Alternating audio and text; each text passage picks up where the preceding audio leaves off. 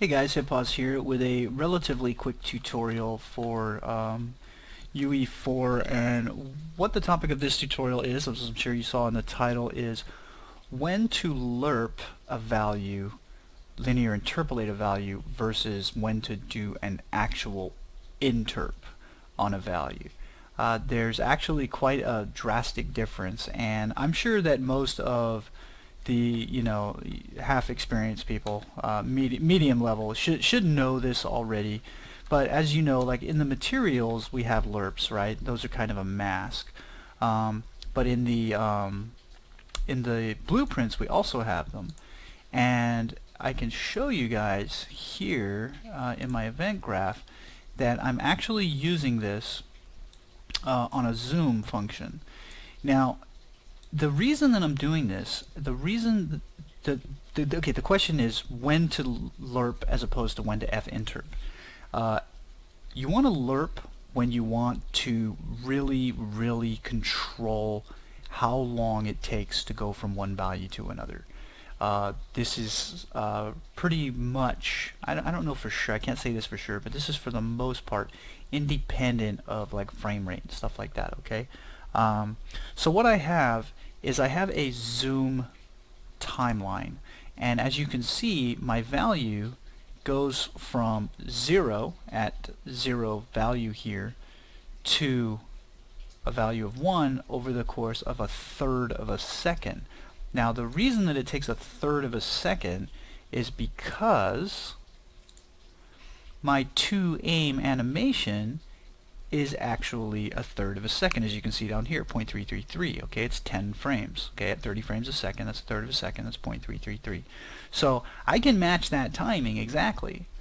If I were to do an FInterp on my values here, let's say for instance, let's just show it. So we go FInterp To. There's a couple of problems with this. Number one, this must be ticked. Okay, this absolutely has to be ticked. I kind of wish there was a way for like it to just, you could click self-tick or something, but I do understand why they don't do that, why they don't let you do that, because there's too much other code that can run in parallel to this and it would get dangerous. So there's a reason why you have to tick this, and right now I don't have tick anywhere being used on this whole entire character, right? Everything's a one-off shot, and I don't really care to tick the zoom either, so I opted for a timeline. Now the thing about the FInterp is that you get an FInterp speed, and what it is it's based on delta time, and just so you guys can kind of be aware what delta time is, it's not actually like the game timer. It won't keep counting up, it'll actually fluctuate up and down. Basically, it's what it is it's the time between frames. So it's kind of calling out your frame rate for the most part. So if you have a really crappy computer and you have a really bogged down network and you have a really high traffic game going on through it, your delta time is going to be really high. So what will happen is delta time ensures that the two things get the two values, one value A, the current reaches the target, okay, but it does it based on the delta time, so that if you're lagging, I believe that it jumps further steps each frame, okay, to get you there within this speed. But the problem with the speed is that it's kind of hard to judge. It really actually is. It's interpolation speed. What the hell does that mean? Like, okay, we know that the higher the value, the faster that it goes.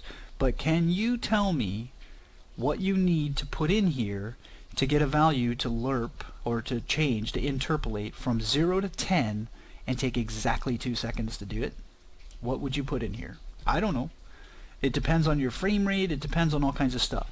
But here's the thing, if you need a value to interpolate between two values over an exact amount of time, that is when the wonderful lerp comes into play. Now remember, what we're seeing here is an alpha, and you can think of it as the same thing as a material. It's actually B over A, but the way that you want to do it, they actually say right there, it's 100% of A when the alpha is 0, and it's 100% of B when the alpha is 1, and anything in between is kind of a transition. So my current FOV is actually starts off at 0, but I'm actually I'm initializing that in the beginning to a default FOV, okay? So don't get fooled by that. It's not actually taking on 0. It's actually going to why is that? Oh, well, default FOV is actually picking up the field of view. So it saves that for the beginning. Okay, actually, now that I realize that this is I didn't need this at all, but it picks it up from the camera. So whatever the camera is, which I think defaults to 90. So I'm doing it twice like an asshole, but it still works. So that's why I use the lerp.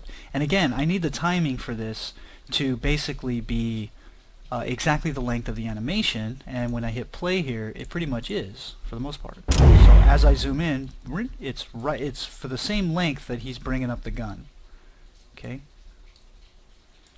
And the cool thing is because it is a curve, I can adjust this curve if I really want to. If I wanted to ease in, I can do that. But what I chose was to do auto on both so that it was an ease in, ease out curve. And the reason for that is quite simply because when I unaim, okay, I want to just reverse it so that when I let go of the mouse, it just reverses. And that's the fastest and easiest way to do this. And like I said, now if your animation was longer, you could have this take a lot longer. So what happens is current will transition to whatever the zoomed FOV is based on the alpha of the alpha, right, which is getting fed from the timeline. And a timeline is a very nice thing because it's not something that needs to tick. So it ticks itself for the most part. It hits the start and then it just starts playing. So all the rest of the code does run in parallel to this, but it's a very nice handy feature. So hopefully you guys found that useful and informative, as opposed, you know, just to kind of answer that question, because it came up with me semi recently, like when to lerp and when to do that. And just keep in mind that this alpha channel, I don't know exactly what's going to happen if you don't clamp this between 0 and 1. I think that what happens is that if it goes any higher, it just counts as 1. I believe it should probably be clamping itself to the 1 value. But this, like I said, this is a handy way to just transition something with a really high degree of control on it. You can obviously do it based on, you know, distances and vectors and things like that, normalized vectors and whatnot, if you really needed to. But in my case, timeline, fire it right into the alpha, boom, perfectly timed, everything lines up clean. Another example of a timeline coming in handy is a recoil, for recoil. And what I do, whenever I do timelines, this isn't always the case, but for the most part, what I do is kind of clamp everything just myself. So I have a value of 1 that comes back to -1, okay? So that over the course of this time, which is about a half a second, it goes up and then it comes down. So when I hit play here, and I actually fire, okay, you can see that slight bit of recoil there using a timeline. Okay, it's much more advanced here. I mean, you know, not advanced, but like, you know, much more obvious here. And the cool thing is when I do it this way, setting the play from start means it starts over. And what is the actual do recoil doing? Well, it's quite simply receiving the strength from the timeline. Okay, I always forget where I'm at here. It's receiving the strength from the timeline. Okay, so the timeline's feeding it the actual recoil strength. And so I reverse it, right, because I want it to go up first. I could have just reversed the curve if I wanted to, but I like to have the curve go up to 1, go back down to -1, and come back up to 0 in a clean sine wave.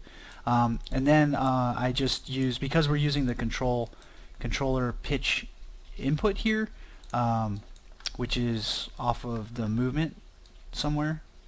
Look up or something here. Like right here, where they're doing the add controller pitch input. See, I just matched this. That's how I knew to do it. So I just copied this into right here, and then I just multiplied the recoil strength, which again is just going from 0, 1, 0. So however much I want it to recoil, right here, I really need to categorize. But right now it's 0.25. It's really, really low. But if I say like 1, it's going to be disgustingly bad recoil. So I go bang, you know. It's a really big recoil. Okay. But the awesome thing about using this method, I know this is kind of 2 tutorials in one, but the really cool thing about using this method is this right here. Let's go 0.25. Actually, I should probably I really would actually like to make this semi-random with a plus or minus of like 0.1 or something, so it's a little bit, you know, it's not always exactly the same. But what's cool about it, and I'll show you guys, is that normally when in most games when you shoot, if you don't move the mouse, this is what happens, right? But what happens in most games is that, okay, you'll see here that I'm starting off, I'm pointing, let me find a nice spot. Okay, I'm pointing right at that white handle for the dresser there, right? So when I start shooting, bang, bang, bang, bang, bang, bang, bang, bang, bang, bang, bang, and I let go, most games actually return you all the way back down to here. Okay, it goes recoil, recoil, recoil, recoil, recoil, and then it goes boom, you know, and it brings you all the way back down. So what happens is when you're actually trying to maintain the target by pulling down the mouse, when you keep firing, it goes bang, bang, bang, bang, bang, bang, bang, and you're pulling down the mouse, so it's staying here. All the inputs are trying to send it up. This is kind of, I know this is kind of confusing, but what happens is when you're done, after the mouse is right here, right? All that input that you added adds up, and what happens is when you're finally finished shooting, wink, your view looks down like this. So you end up going like this. You end up going bang, bang, bang, bang, bang, bang, bang, bang, bang, bang. See, I'm trying to stay on there, and then normally a lot of games do it, and it I don't know about anybody else, but I hate that. That drives me absolutely batshit. So it's like bang, bang, bang, bang, bang, and then when I'm stopped shooting, you know, my view goes down like this, and then I gotta bring it back up. This method, watch what happens when I counter it and I stop shooting. See, I stay roughly right there. It comes down just a little bit, but it only comes down the recoil amount.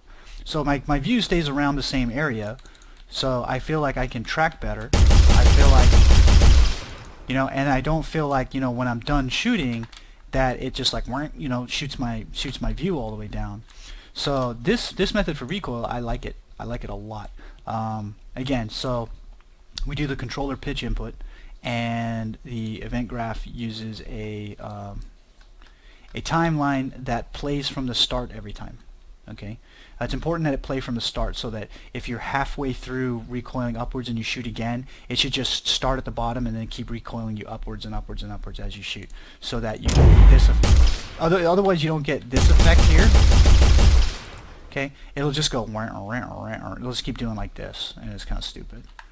So this, I really, you know, I like that method, and again the lerp method for getting something to time exactly the way you want it. That's what you want to do.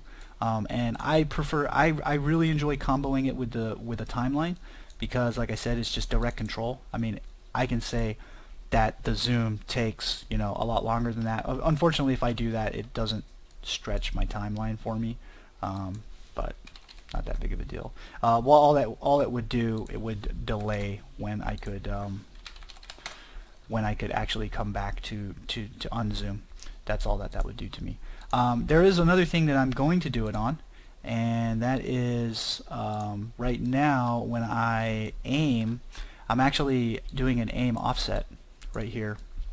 So for the relative location of the weapon, because I need to move the gun back towards the camera when he does the aim, as well as do the field of view, so that I can get a better sense of everything, because it's, you know, it's like I may also need to actually scale the mesh when it comes into view, because as you can see here, I come into the aim mode, and if I didn't offset the thing, the guns would be way out in front of me, like way out there in the distance. So right now I'm just hard setting it, so if I really snap it, you can, like if I just tap it, you can see there's a pretty nasty jitter there. Okay, along with the zoom, the animation really snaps into place. So I'm going to lerp this right here instead, basically, the way I've done it. So over the same course of time, okay, over the same zoom. So I'm actually going to put this zoom in front here, and I'm going to do two things with it. I'm going to set the relative location to lerp between the aim offset addition and its current relative location. Okay, so I'll just dupe this into the lerp, and I think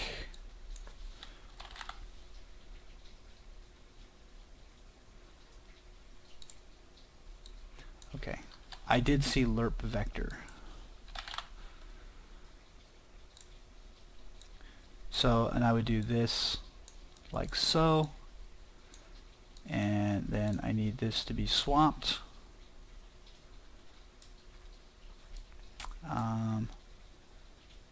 The question is whether or not I need this anymore. I don't think I need this if I'm going to be doing this based off the timeline. So I'll just do this on camera so you guys can see how I plan to do it. So what I'm going to do is I'm going to run this timeline first and foremost. So I'm going to hit play on aimed. Let's uncrowd, right? And I'm messy right now. I always prefer to just build all crazy like this, and then I organize it later, comment it all later. And then here we run a reverse. Okay. So we're going to feed that in there. Oops. We're going to update that, and that's going to be the new value. I really don't think I need that anymore. And then immediately following that, from the same value point, we're going to set this. Okay, I'll just disconnect that for now. So I think that this is going to work, and I'm not really sure. It might be something I overlooked. Holy shit, what the fuck? Okay, wait, I got my math wrong. It's going farther and farther away, because it's adding, it's not setting. So, I'm a dumbass. Yeah, the relative location needs to actually go to, I want to say straight here, but I don't think I have my value set up correctly for that. By the way, relative location, because it is a component that is attached to a camera, this is actually the relative location here, and the camera has got its relative location here. Okay, so this thing's actual location in the blueprint space is -8 point whatever and positive 64 in the Z. So that's why we do that. So if I had another piece attached to that that was more forward and more forward and more forward and more forward, you want to use relative location so that it will pick up its own, like, you know, it just is what it says. It's relative to the blueprint, not to the world location or actor location or anything like that. So that's why we do that. But I believe that my aim offset is effered. It's frackered. Because I was just adding 10 to the x, and oh, okay, so if,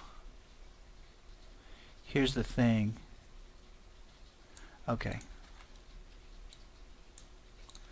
I do need to use the plus for when I do the zoom,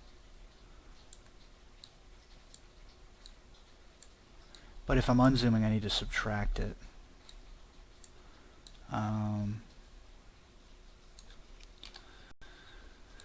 I could,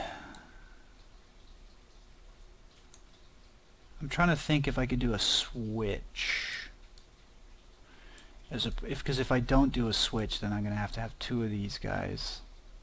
I'm trying to think if there's a clean, I'm just looking for a clean method in my head here right now to get select. Is there select vector?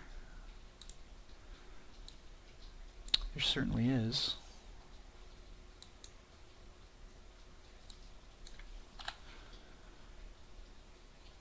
Vector minus vector. Damn it. Okay, so that's positive, that's negative. I don't need that.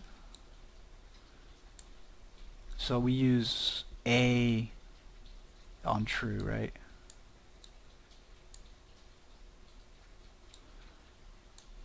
And then I will use is aimed to determine that. So I think that's correct. Okay, at least it's going back properly, but I think I have the plus and minus switched. Oh no, it's traveling forward.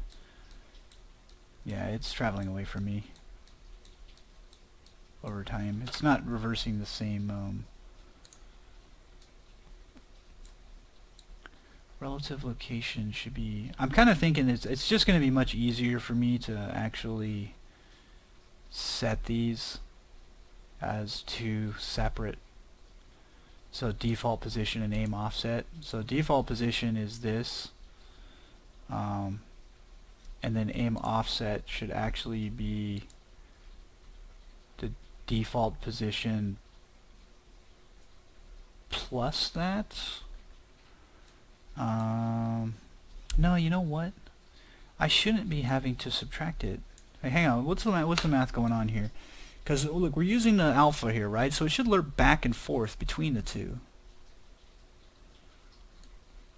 I'm not adding here, I'm setting. But I'm wondering if doing this is causing an add and not a set. Because the thing is, oh, I see the problem. It is adding because I'm picking this up constantly. I need a default position. I need a default position. I think in my init that I'm doing that. Yeah, I'm picking up default position in my init, so I should be good there. So I don't want to grab that shit anymore. That's for damn sure. So what I think I want to do is I just want to lerp between the default position and the aim offset. But the I think I want to actually do this. Plus. So vector plus vector. I think that this is what I need to do, and I don't give two shits about that. And that should just lerp back and forth between the two, just like it is here, current and zoom. Right? So default and offset.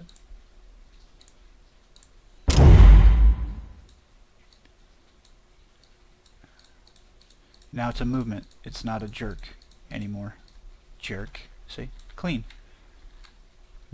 Using the same thing. So that's when to lerp and how to do it. You can see where you could kind of screw it up in your head. Hopefully this makes sense. If it doesn't, let me know. Let me just clean this up a little bit. I'm gonna have to move this into a function anyway, so not that big of a deal.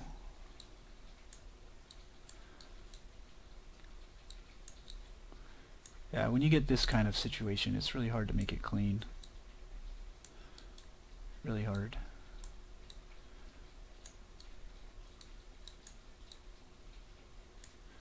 When this line isn't perfectly straight, my brain goes into overdrive. I don't know about other. I know there's other people out there too that go crazy about it, like lining these. This is like OCDville. I won't bore you guys with that. I'm going to end the video here. I don't need that anymore. But yeah. So again, we're using a timeline and we're using a lerp for the position so that it shifts into that position, so it's nicer. It doesn't just set it. And then we zoom. You don't necessarily. You can just snap your zoom if you want. You would just set it to this. But I like to lerp like this back and forth, and just keeps you a nice smooth thing, and you can control, exactly how you want it to happen. If you wanted to fiddle with the curve so that it was more accelerating out, but just remember that in this case, in my case here, I am reversing the curve, so I'm lerping back and forth. So if I do this, I'm going to get a completely different feel when I go the opposite way, right? I'm going to basically accelerate, and I'm going to decelerate going forward. So I don't want that. I want acceleration and deceleration here in the both directions. So I just flatten out these lines. There's one more thing that I did want to mention before I end the video, is that the interp, the like say FInterp To, if you say interp to like say like 6 million, 60 million, there's a couple of interps here. I totally misspelled that. Interp. There's an ease in. Okay, there's also a constant. Okay, this is actually this says it gives you a nice smooth feeling. So this I'm not really sure, because if you want to know what an ease in ease out curve looks like, it's actually that's an ease in ease out, because I'm easing out. Okay, I'm staying relatively low, and then I start coming back in, then I ease out, and now I'm easing in. Okay, this is actually the in, this is the out, so the values coming out of here and going into here. So this is an ease out ease in, as opposed to, and you can see if you if you pick the curves and you actually right click, there's like linear, constant. See, constant sucks. I mean, it doesn't suck, but if I do constant, you'll see what happens to the curve. It's just going to maintain this value until it hits the end here, and then it's going to swap instantaneously. So constant is basically kind of almost like a timer. I'll be perfectly honest with you guys. If you use a constant right here, giving a nice smooth feeling when tracking a position, I kind of wish that there was one called linear, because I'll tell you what, this is not linear. This is going to haul ass in the beginning and then slow down as it gets up there. Okay, this is like a deceleration curve, and it's drastic as hell. It's very, very noticeable, and I kind of pointed it out in my matrix effect tutorial, because what happens is I had to interp the distance for the effect to go from 0 to about 3.6 million, and the reason for that was because of the distance of the skybox versus the character, how many units that actually counted, because I had made the skybox really huge, right? So to get out there was really, really fast. So what was happening is when I hit the button, it wasn't giving me this nice wiped out transition from my start where it felt like it just traveled away from me cleanly and kept a constant speed all the way out into the light box. It was like instantaneously on right near me, and then I could see it as it got to the skybox. I could see the skybox fill in a nice curve. So to battle it, I did some math to say, okay, slow down the interp speed until the value actually hits about 50,000, and then go ahead and speed it back up. Because when I slowed it down real slow, it gave me a nice, clean, smooth transition going out, but when it got to the skybox, it was so slow that I was just waiting for it. I mean, it took like seven seconds or something. It was forever. But though, here's the weird thing, where I know that this is like an acceleration out curve, is that when I reverse it, it immediately snaps off of the light box instantaneously and gives me a nice, good traveling speed transition coming back towards me. So that was why I had to do that math. So this interp is not a linear interp in any sense of the word, and I really kind of wish that it was. What they say by constant here a little bit worries me. I have a feeling that this is misnamed. There's a chance that this is actually a linear, because it says giving a nice smooth feeling when tracking a position. If this is truly constant, that's horseshit, because look what happens when I set these to constant.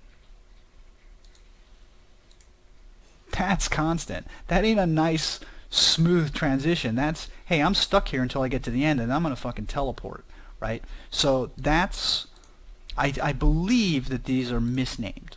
I believe that this should be named linear, because but what I think that that's what they mean, because when I set this to linear, that's a straight line, right? There's no change in speed.